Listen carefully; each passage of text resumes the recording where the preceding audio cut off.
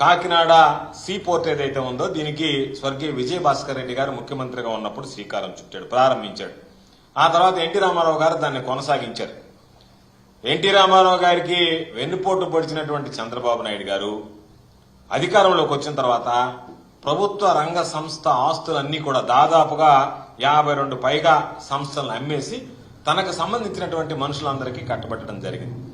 ఆ భాగంలోనే కాకినాడ పోర్టుకు సంబంధించి ఆయనకు సంబంధించినటువంటి వ్యక్తి కేవీ రావు గారికి ఇవ్వడం జరిగింది. ఎప్పుడైతే ఇది కేవీ రావు గారి చేతిలో పడిందో ఆ పడిన తర్వాత 2019 ఎన్నికల్లో కూడా దీని గురించి సమాజంలో అనేక మంది విశ్లేషించారు, అనేక మంది ప్రచారం చేశారు.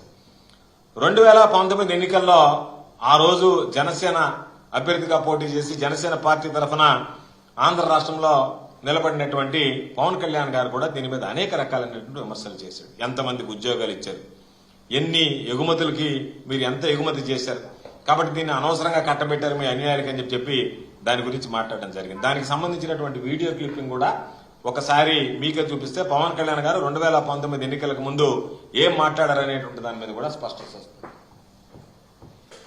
ఇక్కడి నుంచి ఎగుమతులు వస్తాయి, ఇవన్నీ జరుగుతాయని ఆశిస్తే 96లో ముఖ్యమంత్రి గారు, ప్రస్తుత ముఖ్యమంత్రి చంద్రబాబు గారు అప్పుడు ముఖ్యమంత్రిగా ఉన్నప్పుడు దాన్ని ఒక వ్యక్తి కట్టబెట్టేశారు, ప్రభుత్వం అధీనంలో ఉన్నదాన్ని. అలాంటిది కేవీ రావు గారు అనే ఒక వ్యక్తి ఆయన కట్టబెడితే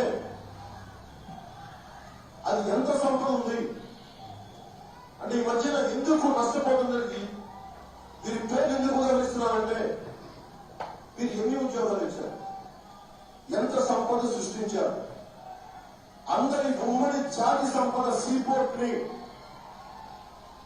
మన సంపదని ఒక వ్యక్తి చేతిలో పెడితే ఆ వ్యక్తి ఏం చేశాడు, ఎన్ని ఉద్యోగాలు ఇచ్చాడు. ఉదాహరణకి కొత్త కట్టలు కావాలంటే సముద్రం మనకి షిప్పులు పెట్టడానికి 5, 6, 7 అని చెప్పి ఒక కొత్త మనం చేసినప్పుడు ఇందాకే చూసాం, చదువుతా ఉంటే మైనింగ్ శాఖ వాళ్ళు పంపించారు, మీరు అట్టగోలుగా హోప్ ఐలాండ్ లో ఇసుకను కలిపేసి అక్కడ మీరు పెట్టేస్తే నాకు అనిపించింది 5, 6, 7 భక్తులు పెడితే ఈ వ్యక్తి తాలూకు కేవీ రావు గారిని చూస్తే నాకు అనిపించింది ఇది నాకు ఎలా తెలుసు అంటే ఈయనందరూ మెల్లడి వెంకటేశ్వరరావు గారు అంటారు. ఆయనతో నేను 1-2 సందర్భాలు కలిశాను. నాకు అర్థం కాంది మనందరం ఇంత కష్టపడి చదువులు చదివో శారీరక శ్రమ చేస్తూ ఒక అట్టిపడ్డ అమ్మాయి ఒక చిన్నపాటి దుకాణం వ్యక్తి కూడా దుకాణదారుడు కూడా ఇంత కష్టపడతా ఉంటే మన వెళ్లి కార్మికులు పారిశుద్ధ్య కార్మికులు పొద్దున్న లేసినప్పటి నుంచి మురికి కూపాల్లో కొట్టుకొని తిరుగుతూ ఉంటాం, వాళ్ళకి కనీసం ఇల్లు లేవు.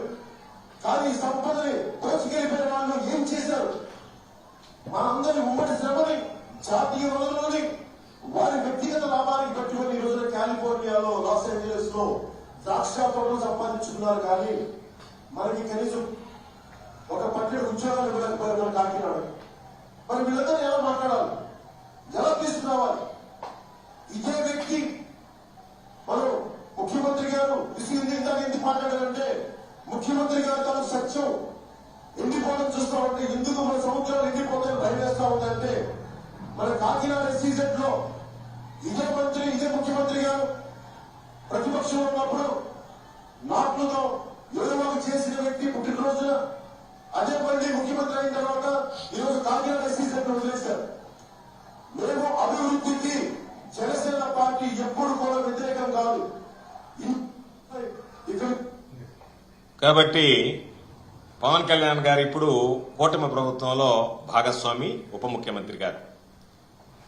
మనిషి పార్టీలు మారినంత మాత్రాన ఆయన భావజాలం మారదని నేను ఆశిస్తున్నా. ఎందుకంటే ఆయన స్వయంగా చెప్పినటువంటి మాటలు కేవీ రావు గారి వ్యక్తిత్వాన్ని గురించి చెప్పాడు, చంద్రబాబు నాయుడు వ్యక్తిత్వాన్ని గురించి చెప్పాడు, చంద్రబాబు నాయుడు ఏ విధంగా దోచిపెట్టాడు అనేటువంటిది ఆ రోజు ఆయన జనసేన అధినేతగా చెప్పినటువంటి మాట.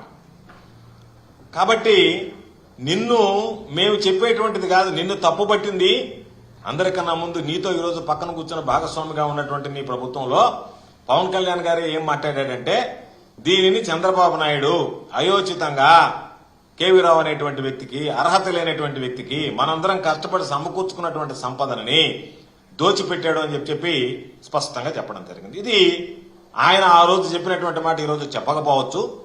ఎందుకంటే నిలకడ లేనటువంటి వ్యక్తి కాబట్టి ఈ రోజు మరలా మాట మార్చొచ్చు. చంద్రబాబు నాయుడు బ్రహ్మాండం అనేటువంటి అభివృద్ధి ప్రదాత అని చెప్పొచ్చు. కానీ ఆయన చెప్పినటువంటి మాట ఏదైతే ఉందో అది ఆన్ రికార్డు ఉంది కాబట్టి ఒకసారి ఆయన ఏమి చెప్పాడు గతంలో, ఈ రోజు ఏం మాట్లాడుతున్నాడు అనేటువంటి దాని మీద స్పష్టత ఉండాలని చెప్పి ఆ వీడియో చూపించడం జరిగింది. ఎందుకంటే రోజు రోజుకి రోజు మారినట్టే మనుషుల వ్యక్తిత్వాలు మాటలు మారిపోతున్నాయి కాబట్టి ఒక్కసారి నువ్వు చెప్పినటువంటి మాట మీద నీకు నిలకడ ఉందా లేదా, ఈ రోజు దాని మీద నిలబడుతున్నావా లేదా, లేదా దాని నుంచి తప్పుకొని ఆ రోజు నేను తప్పు చెప్పాను, తప్పు మాట్లాడాను కాబట్టి నేను తప్పుడు మాటలు తప్పుగా మాట్లాడడం అనేటువంటిది నాకు అలవాటు అనేటువంటి దాని మీద ఆయన వివరణ ఇవ్వాల్సినటువంటి పరిస్థితి.